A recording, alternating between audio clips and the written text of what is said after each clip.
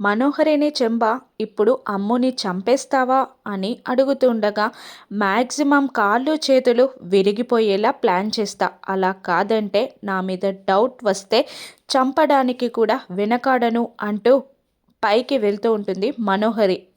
కావాలనే అమ్ము ఆరేసిన ఒక డ్రెస్ని కింద పడేస్తూ అయ్యో అమ్ము అని అంటుండగా ఏమైంది ఆంటీ అంటూ ఉంటుంది. అమ్ము డ్రెస్ కింద పడిపోయింది అని మను అంటూ ఉండగా నేను తీస్తానాగండి అంటూ పైనుండి తీసే ప్రయత్నం చేస్తూ ఉంటుంది.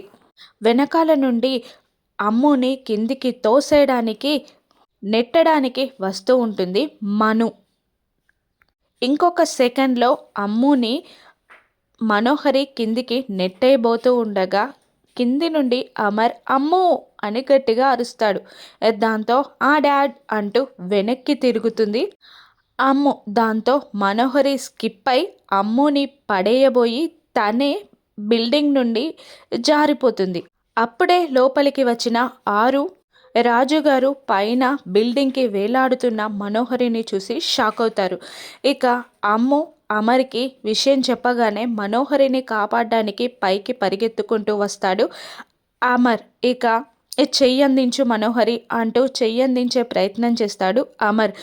అమర్ గట్టిగా పట్టుకో అని భయంగా వణుకుతూ అంటూ ఉంటుంది మనోహరి.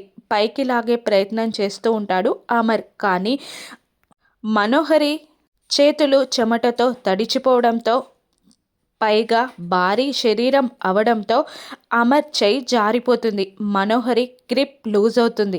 మనోహరి పైనుండి జారి కిందికి పడిపోతూ ఉంటుంది. బిల్డింగ్ పైనుండి కిందికి పడుతున్న మనోహరిని చూసి అమర్, ఆరు, రాజు ముగ్గురు షాక్ అయి నోరు తెరుస్తారు. ఇక మనోహరి చచ్చిపోతుందా, కాళ్ళు చేతులు విరుగుతాయా? నెక్స్ట్ ఎపిసోడ్లో చూద్దాం. Thank you for watching.